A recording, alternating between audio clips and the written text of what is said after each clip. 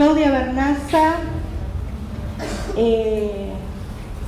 es ingeniera agrónoma, es maestra normal superior, es magíster en ciencias sociales con orientación en educación, en Flaxo, es doctora en ciencias sociales de Flaxo también, docente de grado en universidades nacionales de Lanús, La Jaureche, Matanza, en la UBA, y como actividad actual, porque tiene una larga trayectoria en la gestión pública, es dirigente fundadora de Lugar del Sol y Movimiento Nacional de los Chicos del Pueblo, coordinadora de la Agenda Nacional de las Organizaciones Comunitarias, ha sido subsecretaria de la Gestión Pública y presidenta del Consejo Provincial de las Mujeres de la Provincia de Buenos Aires y ha sido diputada nacional. Actualmente es asesora en la Cámara de Diputados de la Nación y es responsable de los cursos del Instituto Patria. Así que bueno, muchas gracias, Claudia, y te escuchamos. Bueno, muy buenas tardes, ¿cómo están, compañeros, compañeras? Un gusto. Ahora salgo de la gestión y me meto de lleno a lo que es la pasión de los que somos docentes, que es dar clase. Y vamos a hablar de arte, porque la resistencia vino por ahí. Así que si les parece, yo voy a hacer un recorrido acerca de lo que fue el último tramo del siglo XIX y todo lo que fue el principio del siglo XX en la relación adultos, chicos y chicas de ese momento, y cómo la voz de los pibes terminó siendo una voz acallada abruptamente en una figura emblemática que vamos a comentar, y fue una voz que tuvo que ser recuperada por esos chicos cuando fueron adultos, tuvo que ser dicha por esos pibes cuando fueron adultos o por artistas con sensibilidad, porque si no, no estaba. Así que vamos a recorrer esos hitos, terminando en la década del 70 con la emblemática película La Raulito. Vamos a pasar por el silencio de la dictadura y les voy a contar cómo la voz de los pibes aparece con la democracia en el Movimiento Nacional de los Chicos del Pueblo. Ese es el recorrido, y en todo caso, como no me voy a dedicar mucho al Movimiento Nacional de los Chicos del Pueblo, y es algo que conozco porque desde muy jovencita estuvimos con Alberto Morlaquet y Carlos Cajade en la fundación, después en todo caso pueden hacer estudios antropológicos conmigo, que soy una pieza histórica a esta altura, porque allí mis 20 años estuve en todo lo que fue la cocina de la fundación del movimiento. Así que comenzamos. 1868, edicto policial. Se prohíbe a los pibes que los niños estén allí con una cosa llamada barriletes en la calle. No se podía remontar barriletes. Así que imagínense qué linda que era la relación entre los adultos y los chicos. Y qué mirada. 1898 se prohíbe el juego del fútbol en la calle. Empieza la época de los conventillos. En los conventillos, si bien las reglas la ponía el dueño de cada conventillo, ustedes saben que los conventillos se multiplicaron en la zona sur de la ciudad de Buenos Aires, por varios motivos, por la inmigración y porque había grandes caserones que habían sido abandonados por las familias patricias por la fiebre amarilla.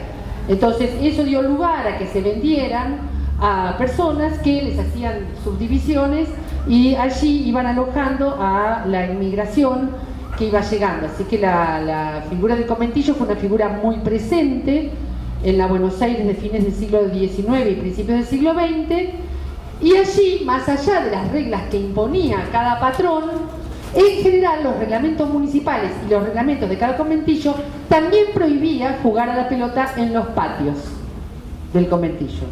O sea, ¿dónde se jugaba? Digo, porque si no es conventillo ni en la calle.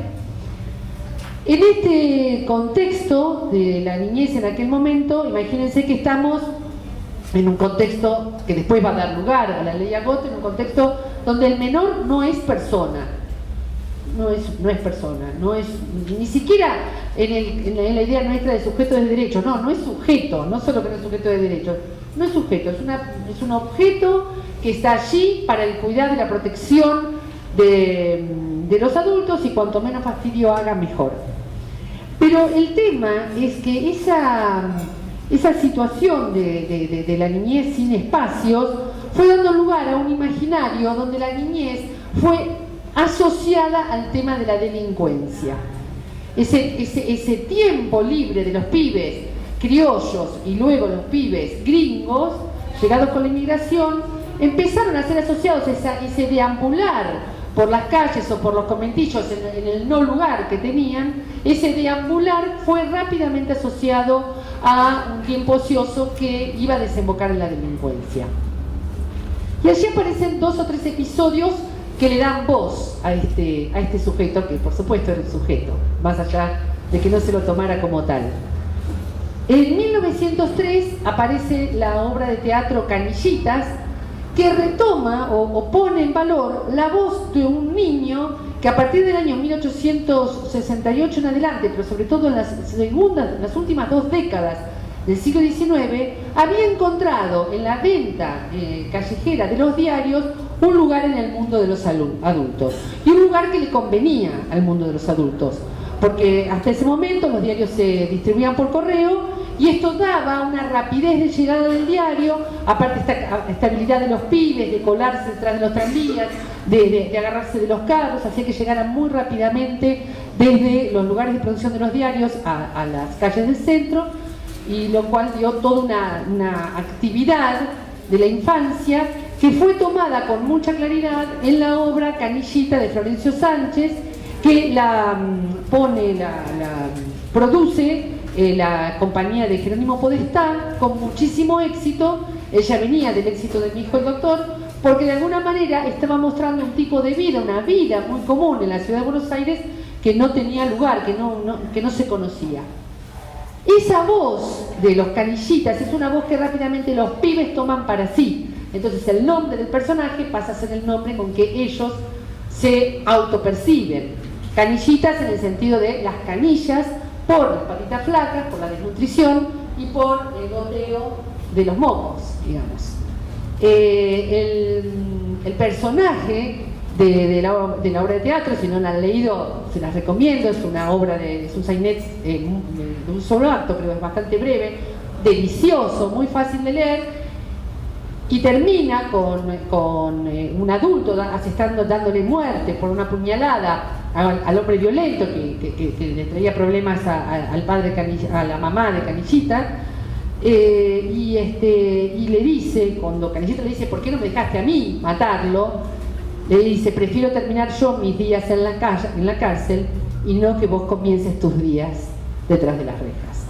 Entonces hay todo un mensaje profundamente político dado desde el arte, donde además una cosa interesante es que es una obra que se la realza mucho como la primera voz de los chicos del periodo, y no muestra que también allí se muestra el problema de la violencia contra las mujeres, que es muy clara en 2 o 3 escenas de la obra de teatro. La violencia que se ejerce sobre la mamá, sobre el personaje de la mamá de Canillita. Esta obra fue premonitoria, o le dio voz a un grupo que después va a tener una voz trágica en el año 1907, cuando se hace el paro por unos aumentos que se habían producido a través de un impuesto del gobierno de Alvear. Se sube el precio de los alquileres de las piezas de los conventillos, y se hace la revolución de las escobas, o el paro de las escobas, donde las mujeres sacaban escobazos a los inspectores o a los que venían a cobrar, y los chicos y las mujeres son protagonistas excluyentes de este parate, digamos, la revolución de las escobas, o la rebelión, perdón, no era la revolución, la rebelión de las escobas. En esta rebelión de las escobas de 1907 aparece con claridad la voz de un niño de 15 años, inmigrante, anarquista, que es Miguelito Pepe, que además la policía de Ramón Falcón lo mata de un tiro en el momento en que está dando una arenga en la puerta de uno de los conventillos, creo que aquí en La Boca, si no recuerdo mal, en La Boca, ¿no es cierto? Entonces, esa voz es una voz que se interrumpe abruptamente. Hay una leyenda que dice que lo último que dijo es: vamos a hacer la justicia social a escobazos, o algo así. Pero más allá del mito y de lo que ha sido su funeral, un funeral que fue acompañado por turnos por las mujeres que iban llevando el féretro, que fue acompañado por todos los inquilinos, esa voz que se interrumpe abruptamente, eso tuvo mucha efectividad y no se vuelven a escuchar chicos de esa edad dando su propia voz y que esa voz haya llegado hasta nuestros días.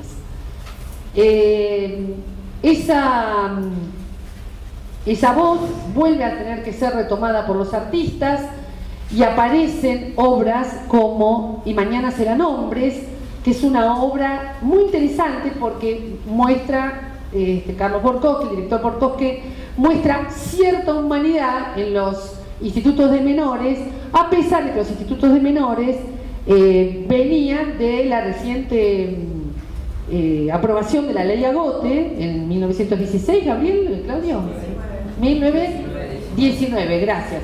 En 1919 es una ley que la hace un diputado conservador, Luis Agote, que en su fama venía como médico por el tema de que había descubierto una técnica para la transfusión de sangre, y esa fama le hizo pretender tener autoridad sobre otros temas, pero si uno lee el diario de sesiones de la aprobación de la ley Agote, va a descubrir cómo se está pensando en que los chicos delincuentes, desviados, debían ser llevados a la isla Martín García, allí debían ser reeducados. Bueno, toda esta idea higienista del reformatorio, de la reeducación, tiene su rasgo de humanidad o aparece con algún rasgo de humanidad y con la recuperación de la voz de los chicos en Y mañana serán hombres. Después vamos a tener que esperar hasta el año 1948 para tener la obra Pelota de Trapo, la película Pelota de Trapo, pero sobre lo que fue la recuperación de la niñez y la voz de los pibes en el periodo peronista, prefiero que esto lo charlemos más con Felicita, ¿sí?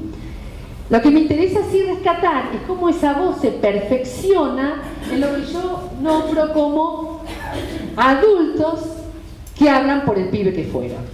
Me parecen las obras más genuinas, las más interesantes de rescatar. Se entiende la diferencia, ¿no? Florencio Sánchez es un tipo de tremenda sensibilidad que vos la recupera y la hace obra de teatro, digamos, en ese caso.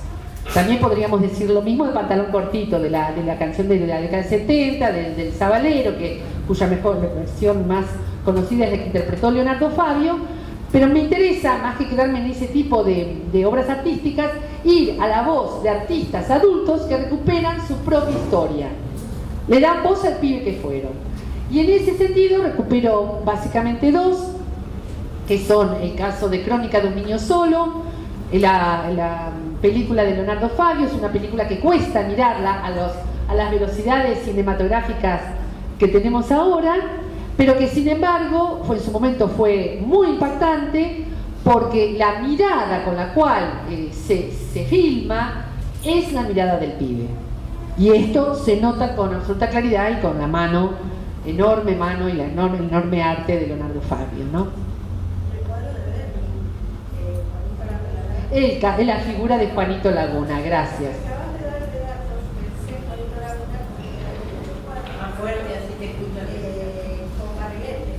Ah, mira, que está con Barlete. Igualmente, si les parece, ahora cuando abrimos, porque piensen que yo para esta media horita seleccioné obras, no les cuento todas las que hay. Seleccioné aquellas que me parecía que podían ser significativas de periodos. Pero igual gracias por traer a Juanito Laguna, por supuesto.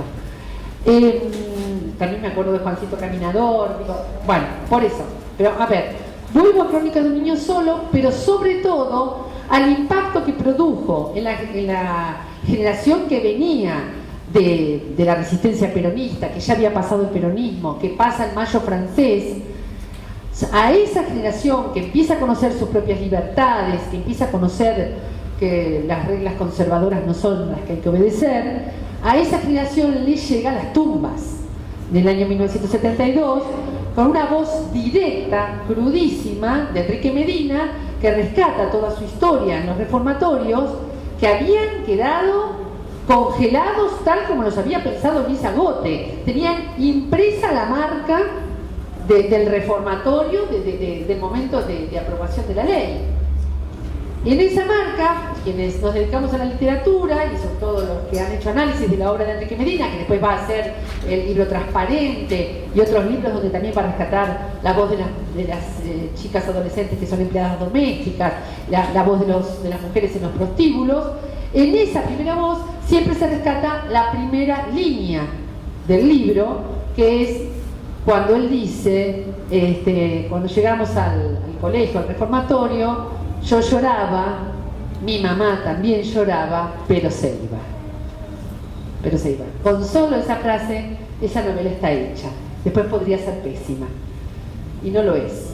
Es una novela conmovedora, la voz es una voz directa, y además aparece todo lo que es la aparición del personaje central como un personaje que después va a reproducir la misma violencia con la que había sido tratado, cuando él le toca ser de los capangas del reformatorio. Y otra obra que me interesa rescatar también en este periodo es la aparición de la película de Lautaro Murúa, La Raulito, con una personificación de un personaje, de una niña adolescente, lesbiana, de aquí de la ciudad de Buenos Aires, hincha de Boca, fanática, que es magistralmente interpretada por Marina Ross, que tiene en uno de los momentos de la película una escena donde está hablando, creo que con el director de uno de los manicomios donde la encerraban de tanto en tanto, donde ella dice finalmente, yo no me hallo. Y cuando explica no me hallo, no es que no se hallaba en el manicomio, no se hallaba en ningún lugar, no había lugar para ella en ese mundo. Esta película fue multipremiada, por supuesto tuvo un éxito tremendo porque empieza a aparecer la necesidad, resulta evidente que la voz ya se hace una voz inconfundible, la voz de la niñez, y es una voz que está a punto de estallar, que está a punto de aparecer. Por supuesto que el paso del peronismo trajo voces, y también en la década del 60 y la década del 70 hubo voces de resistencia, pero perdonen el salto que voy a hacer por la noche negra de nuestro país, y me voy a detener. ¿Cuánto me queda, Daniela? 10 minutitos, por eso prefiero, en todo caso después con las preguntas profundizamos. Me gustaría contarles que en la primera democracia esta voz estalla, y también florecieron mil flores. Empiezan a aparecer en el Gran Buenos Aires y en todas las provincias grupos juveniles que empiezan a acercarse, maestras, docentes, jóvenes militantes que empiezan a acercarse o vivir en los barrios o están en interacción con los barrios, y empiezan a aparecer casas de niños, hogares de pibes, de tal manera, tan en simultáneo, que después se encuentran y se reconocen haciendo los mismos pasos en distintas ciudades. Esto da lugar al surgimiento del Movimiento Nacional de los Chicos del Pueblo, que lo primero que fue un encuentro entre la casa emblemática del periodo, que es la Casa Pelota de Trapo de Avellaneda, fundada por Alberto Morlachetti. Esa casa empieza a encontrarse con la Casa Lugar del Sol, que fundó Enrique Spinetta, mi compañero en Berazategui, con la casa de Carlos Cajada en La Plata, con la casa de Juan Bonengels en el partido de San Martín, Mama, con la casa del padre Elvio Metón en Moreno, con la casa de Teresa Rodas, también en el partido de Moreno. Empezamos a encontrarnos de tal manera que, si bien los orígenes eran de alguna manera diferentes, muchos veníamos de una militancia eclesial, de las comunidades de base, como fue el caso de Carlos Cajade y de Quique, otros venían más de un socialismo humanista, como era el caso de Alberto Morlachetti. En otros casos fue un grupo de alumnos de la secundaria que decide no hacer su viaje de fin de curso, y con el profesor de educación física decide crear una casa para pibes de la calle. Por eso Mama significa mis alumnos más amigos, porque es el profesor Bonengels junto con sus alumnos que crea la casa. Entonces, más allá de esta diferencia en los orígenes, las dinámicas de acogimientos de pibes de la calle, que empiezan a ser una figura muy fuerte del periodo, después les vamos a decir chicos en situación de calle, después vamos a decirles de otra manera, pero en aquel momento eran los chicos de la calle, empezamos a encontrarnos y a reconocernos como colectivos que estábamos en la misma preocupación, que estábamos generando iniciativas de centros de día diurnos e iniciativas de convivencia, hogares, casas abiertas, Y eso dio lugar a un encuentro que se produce sobre todo a partir de 2 encuentros latinoamericanos, donde se firma el acta de creación del Movimiento Nacional de los Chicos del Pueblo, que ustedes lo pueden encontrar en internet. Busquen acta Movimiento Nacional de los Chicos del Pueblo y la pueden encontrar. En contacto con redes similares en Perú, que ya me voy a acordar cómo se llamaba uno de los referentes, y en el caso de Brasil venían a nuestros encuentros la red o el movimiento Meninos e Meninas da Rua, que era muy importante en aquel periodo. En la declaración del Movimiento Nacional de los Chicos del Pueblo pone en juego el pedido urgente a los gritos de la derogación del patronato y la derogación de la ley Agote, pone en juego el tema de la ausencia de defensor del niño ya en ese momento. Ustedes saben que ha comenzado el proceso de selección acá con Gabriel Lerner. Vamos a ir el viernes, vamos a ver cómo nos va Gabriel en el examen. Yo me voy a copiar de Lerner. Él sabe, me voy a copiar de él. Ay, no, que no lo filmen, que no lo filmen.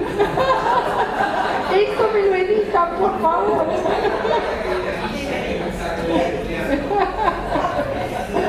Tarde,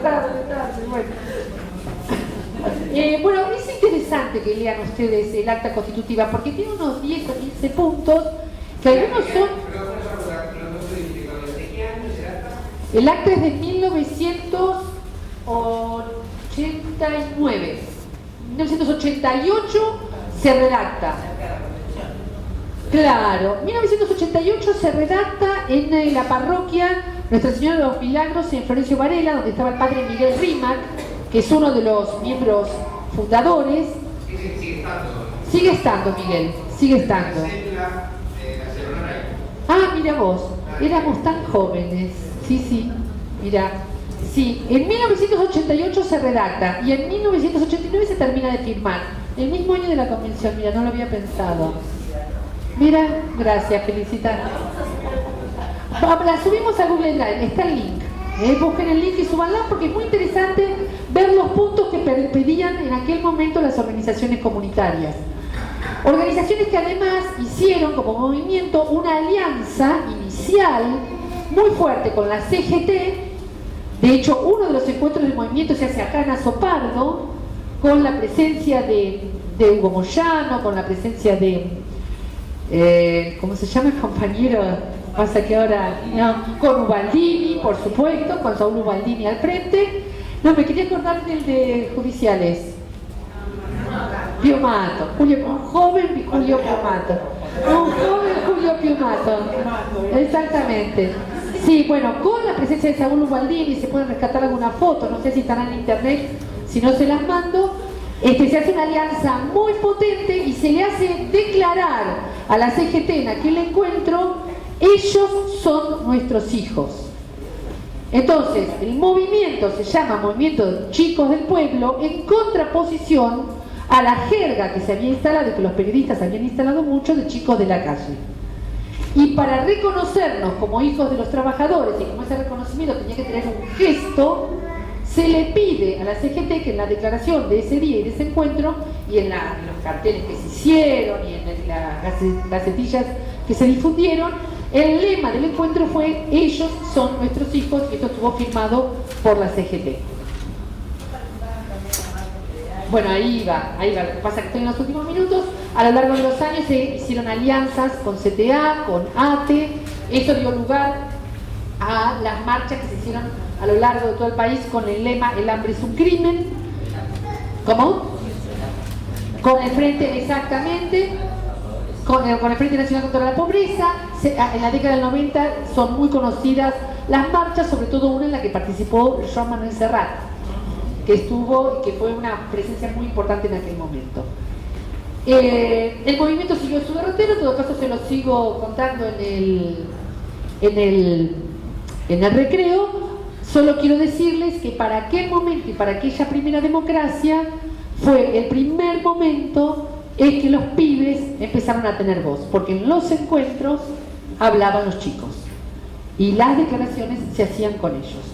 y no desde un lugar, vamos a decir, absurdo de adultos que nos corríamos y que decíamos, no, nosotros acá no tenemos nada que ver. No, éramos educadores acompañando a los pibes para que emergiera su voz. Así que bueno, agradezco muchísimo al curso que rescate esta parte de la historia, porque si no es como que se pierde, y se pierde en definitiva la memoria de tantos luchadores y de Miguelito Pepe. Muchas gracias.